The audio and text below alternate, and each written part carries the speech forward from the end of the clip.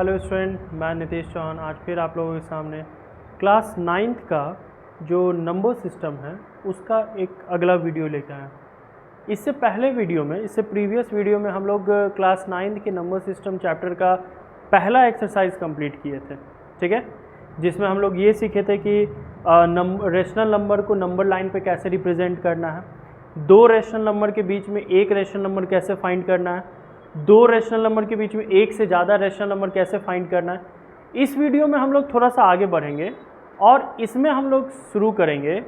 पहला हमारा जो एक्सरसाइज क्वेश्चन है, पहला तरीका का जो क्वेश्चन है कि ठीक है, पहले तो हम लोग ये समझते हैं कि रेशनल नंबर जो है ना, यहाँ पे एक चीज़ बात करते हैं हम लोग। रेशनल नंबर दो टाइप्स का होता है। एक होता है टर्मिनेटिंग, एक होता है टर्मिनेटिंग रेशनल नंबर, ठीक है। दूसरा होता है नॉन टर्मिनेटिंग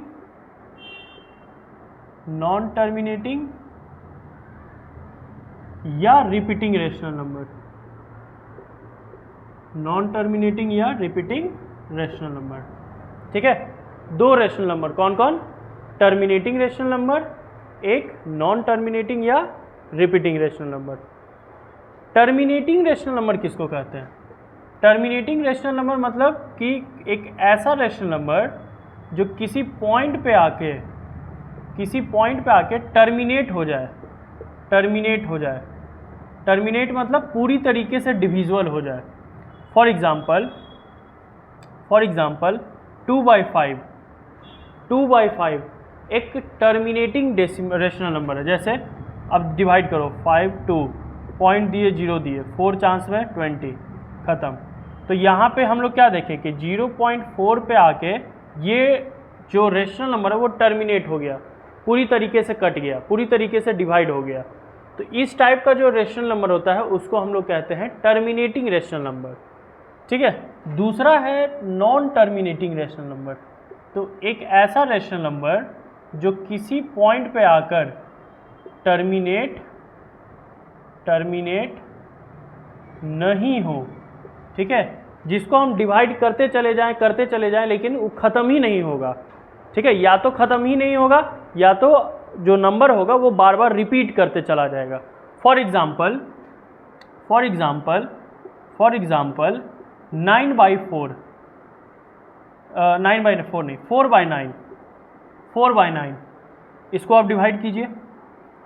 9 4 पॉइंट दिए 0 9 3 27 9 4 जा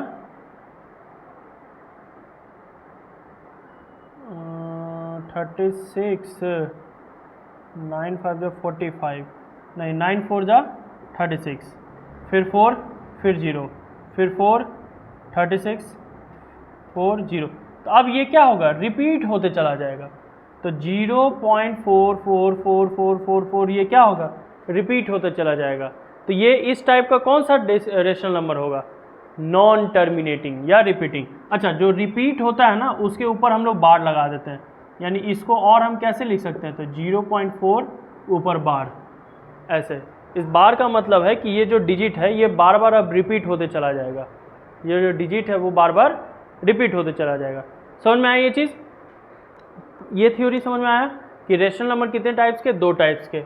एक ऐसा रेशनल नंबर जो किसी पॉइंट पे आके टर्मिनेट हो जाए, ठीक है। टर्मिनेट मतलब पूरी तरीके से कट जाए, ख़त्म हो जाए, डिविजिबल हो जाए।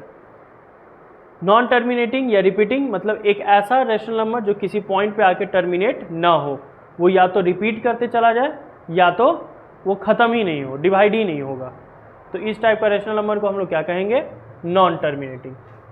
अब है कि अब क्वेश्चन आता है कि बिना एक्चुअल डिवाइड किए हमको पता कैसे चलेगा कि कोई भी नंबर टर्मिनेटिंग है कि नॉन टर्मिनेटिंग है?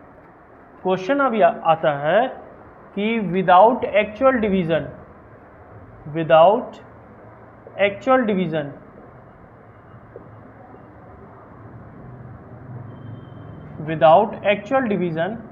find whether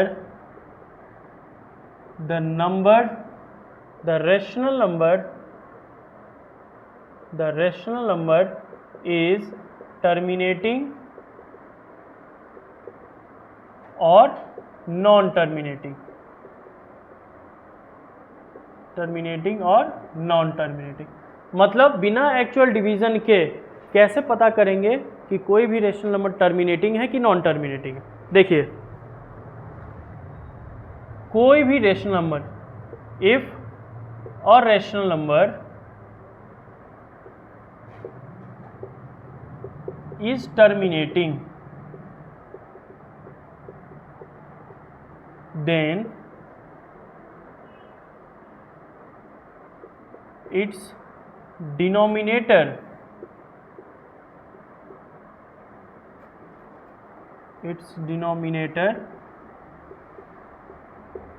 must be in the form of 2m into 5n।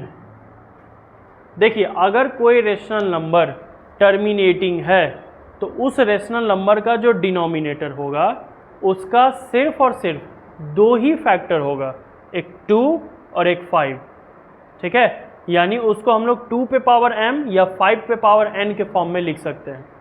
ठीक है, अगर कोई रेशनल नंबर टर्मिनेटिंग है तो उस रेशनल नंबर का जो डिनोमिनेटर होगा उसका दो ही फैक्टर होगा, आइदर 2 और m या दोनों। ठीक है, अब देखिए या तो फैक्टर ये दोनों होगा साथ में, या अकेले 2m भी हो सकता है, या अकेले में 5n भी हो सकता है। ठीक है, इन तीनों में से कुछ भी रहा प्राइम फैक्टराइजेशन डिनोमिनेटर को करने के बाद तो वो क्या होगा, रेशनल नंबर टर्मिनेटिंग होगा। अगर सपोज डैट कि 2 पे पावर m इंटू 5 पे पावर n इंटू 3 पे पावर समथिंग p आ गया। ठीक है, तो देखिए 2 है 5 है, लेकिन साथ में 3 आ जाने के कारण ये जो भी रेशनल नंबर होगा वो नॉन टर्मिनेटिंग हो जाएगा। ठीक है, तो जो भी अगर टर्मिनेटिंग है तो उसका डिनोमिनेटर किस फॉर्म में होना चाहिए, 2 पे पावर m इंटू 5 पे पावर n के फॉर्म में, या तो सिंगल 2 पे पावर m या 5 पे पावर m।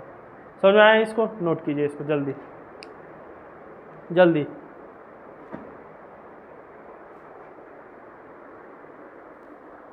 अब जैसे इस पे हम लोग एक क्वेश्चन देखते हैं। ठीक है, इस पे अब एक क्वेश्चन हम लोग देखते हैं। जैसे फॉर एग्जांपल कि अगर आपको कोई बोले कि बताओ भाई 7/24 ये टर्मिनेटिंग है कि नॉन टर्मिनेटिंग है, तो इसको हम लोग क्या करेंगे, 24 का प्राइम फैक्टराइजेशन। क्या करेंगे, 24 का प्राइम फैक्टराइजेशन, 2 6 2 3। तो 7/24 को हम लोग क्या लिख सकते हैं, 2 पे पावर 3 इंटू 3 पे पावर 1। ठीक है, इस टाइप। अब देखिए तो हम लोग क्या पढ़े थे कि डिनोमिनेटर में क्या फैक्टर होना चाहिए या किस फॉर्म में होना चाहिए, 2 पे पावर m, 5 पे पावर n, या 2 पे पावर m या 5 पे पावर n, इन तीनों में से कोई भी एक। तो देखिए यहाँ पे 2 पे पावर m तो है, लेकिन साथ में 5 पे पावर n नहीं है, यहाँ पे कोई दूसरा नंबर आ गया।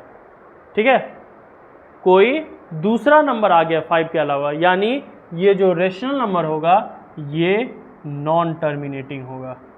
ये क्या होगा, नॉन टर्मिनेटिंग होगा। क्या होगा ये रेशनल नंबर, नॉन टर्मिनेटिंग। कोई दिक्कत इसमें, कोई दिक्कत नहीं।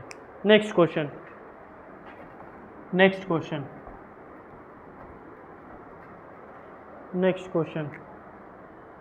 3/80, 80 को डिवाइड प्राइम फैक्टराइज कीजिए, 240 20 10 5 5 1।